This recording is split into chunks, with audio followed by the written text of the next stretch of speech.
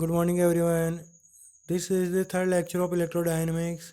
In today's lecture, we will discuss about Gauss law, proof of Gauss law, differential form of Gauss law and integral form of Gauss law, Laplace equation, Poisson equation. इससे पहले दो lecture हो चुके हैं. उसमें हमने देखा gradient of scalar quantity, divergence of vector quantity and curl of vector quantity, Stokes theorem, divergence theorem and और इनके ऊपर बेस्ड एक दो प्रॉब्लम जो हमें आगे डेरिवेशन में बहुत काम में आने वाली है. अगर आपने वो वीडियो नहीं देखे तो डिस्क्रिप्शन में उसका लिंक डाल दूंगा, वहाँ पे जाके वो वीडियो देख सकते हैं, या फिर यहाँ से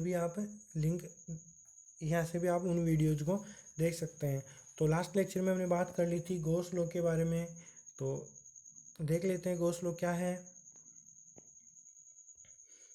if Q is net charge is enclosed by a closed surface, then electric flux will be phi is equal to Q upon epsilon naught, where Q is charge enclosed by a closed surface. अगर किसी close surface में कोई charge Q रखा है तो इससे निकलने वाला फ्लक्स, इस क्लोज सरफेस से निकलने वाला flux Q upon epsilon note होता है. ये गॉस ने बोला था. सेकंड, गॉस की डेफिनेशन से हम क्या जानते हैं, phi is equal to integration of phi is equal to close integral E dot D S. ये डेफिनेशन होगी फ्लक्स की. तो दोनों को इक्वल करेंगे तो from equation first and second, तो integration E dot D S is equal to q upon epsilon naught. यहाँ तक हमने पढ़ लिया था. अब बात करते हैं proof of Gauss law. Gauss law के प्रूफ के बारे में. Let a point plus q situated at O. यहाँ ओ पर प्लस क्यू रखा हुआ है by a close surface S surface के द्वारा एनक्लोज किया हुआ है. प्लस क्यू चार्ज है जो कि ओ के ऊपर रखा हुआ है. Consider a infinite small element. तो इस एस के ऊपर एक छोटा सा एलिमेंट कंसिडर कर दें, D H unit vector drawn perpendicular to the element. और इस सरफेस के ऊपर एक छोटा सा एलिमेंट ड्रॉ कर लेते हैं और उसके ऊपर एक परपेंडिकुलरली एक नॉर्मल ड्रॉ कर लेते हैं जो कि इसके बिल्कुल परपेंडिकुलर है, और वो है एन कैप.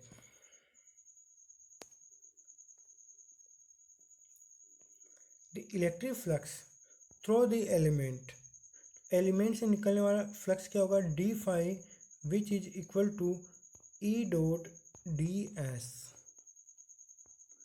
एलिमेंट से निकलने वाला फ्लक्स हो जाएगा D phi is equal to E dot D S. तो हम एलिमेंट की बात कर रहे हैं तो हमें निकलने वाला फ्लक्स भी स्मॉल होगा, तो डी फाई लग रहे हैं और इंटीग्रेशन नहीं आएगा, ये केवल ई डॉट डी एस ही होगा.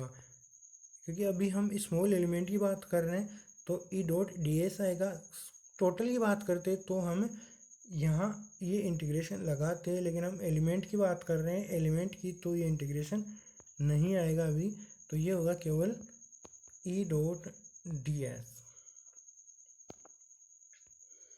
Electric field 8 point P. पे इलेक्ट्रिक फील्ड क्या होगी, हम जानते हैं इलेक्ट्रिक फील्ड होती है के Q upon R square R केव. From equation first and second. तो सेकेंड से हम ई की वैल्यू फर्स्ट में रख देंगे तो क्या होगा, D phi is equal to, ये इंटीग्रेशन नहीं है, के Q upon R square R cap d s. K Q integration नहीं है, के Q R cap dot D s है, ये क्या हो जाएगा, mod R cap d s cos theta. Mod R cap हो गया 1, तो क्या रह जाएगा डी एस कोस थीटा. तो क्या हुआ, K Q d s cos theta upon R square. ये हो गई equation number third.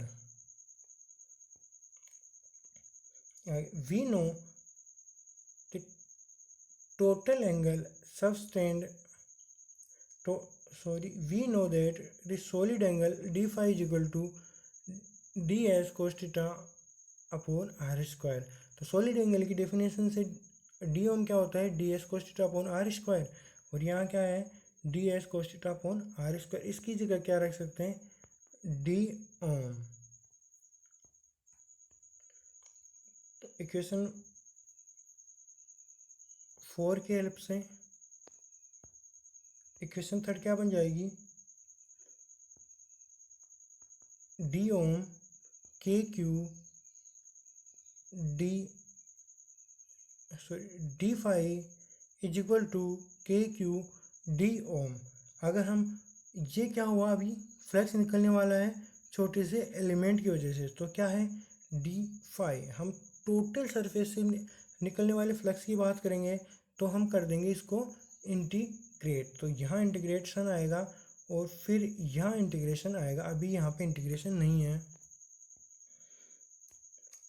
Solid angle sustained by entire closed surface 8 point, then according to whole surface,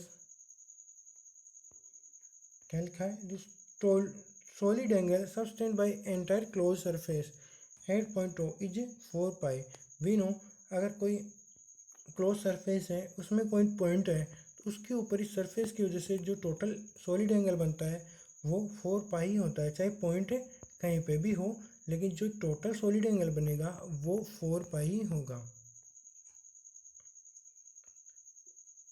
तो ये था एलिमेंट की वजह से फ्लक्स। तो हम टोटल फ्लक्स की बात करेंगे तो क्या हो जाएगा, phi will be equal to integration of d phi, और अब क्या हो जाएगा, इंटीग्रेशन के क्यू डी ओम। और के क्यू इंटीग्रेशन से बाहर तो क्या हो गया, इंटीग्रेशन डी ओम हो गया। और हम एंटायर लूप की बात करेंगे तो डी एम क्या हो जाएगा, टोटल लूप की वजह से 4 पाई, इसकी वैल्यू आ जाएगी 4 पाई, ये रहा 4 पाई। तो then according to whole surface के लिए हो गया फाई क्यू, के की वैल्यू होगी 1/4 पाई एप्सिलॉन नॉट, और इसकी जगह आ जाएगा 4 पाई, और एक 4 पाई से 4 पाई, और वैल्यू आ जाएगी क्यू अपॉन एप्सिलॉन नॉट। इसके बाद आता है डिराक डेल्टा फंक्शन। इसके 3 लेक्चर सेपरेटली डिटेल में डाल दिए हैं, अगर वो नहीं देखें तो आप डिस्क्रिप्शन में उसके लिंक पे जाके देख सकते हैं, या फिर इन वीडियोज़ को देखने के लिए यहाँ से भी आप आई बटन से भी देख सकते हैं।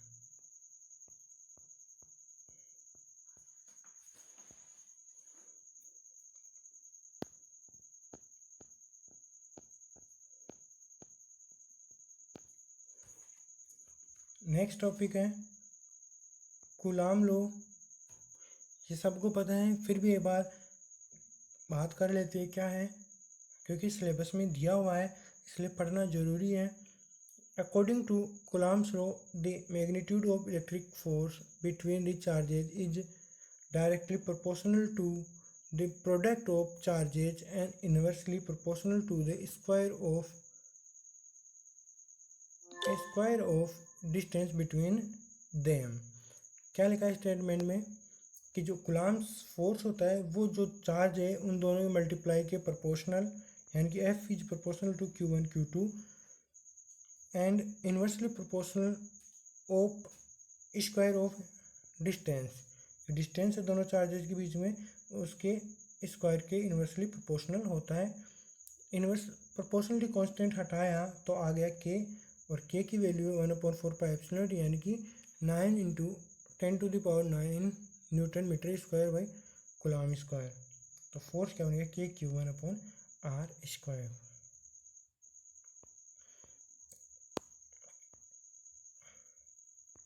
नेक्स्ट है इलेक्ट्रिक फील्ड, ये भी सबको पता है, तो थोड़ी फिर भी एक बार थ्योरेटिकली देख लेते हैं क्या होता है। If we have several charges Q1 Q2 Qn at a distance r1 r2 up to rn from capital Q, then total force N Q is, अगर हमारे पास ये टेस्ट चार्ज है प्लस Q और इसके पास Q1 Q2 Q3 चार्जेस रखे जिनकी position capital Q से Q1 की R1 Q2 की R2 Q3 की R3 पोजीशंस है। तो इसके ऊपर लगने वाला फोर्स क्या होगा, इसकी वजह से लगने वाला F1, Q2 की वजह से लगने वाला F2, Q3 की वजह से लगने वाला फोर्स F3 और Fn की वजह से लगने वाला Fn लगने वाला है QF की वजह से लगने वाला फोर्स है।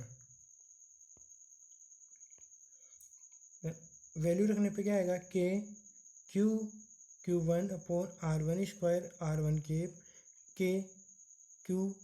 Q2 upon R2 square R2 cap up to KQ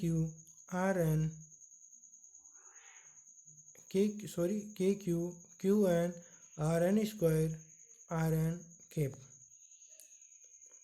अगर ये अब इनमें से कैपिटल Q कॉमन ले लेते हैं तो अंदर ये बच जाएगा KQ1 R1 cap upon R1 square KQ2 R2 cap upon R2 square.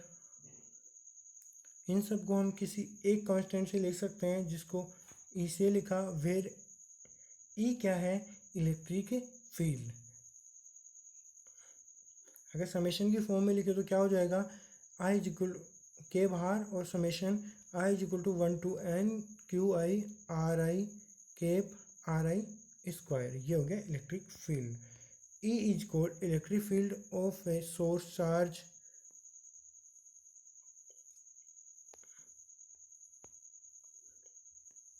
Of source charges. This is the function of a position. ये पोजिशन का फंक्शन होता है। Electric field is a vector quantity और इलेक्ट्रिक फील्ड वेक्टर क्वांटिटी होती है। आज के lecture में बस इतना ही। कल से नेक्स्ट लेक्चर से स्टार्ट हो जाएंगे मैथ्स के बहुत इंपॉर्टेंट टॉपिक जो कि एग्जाम में आते रहते हैं।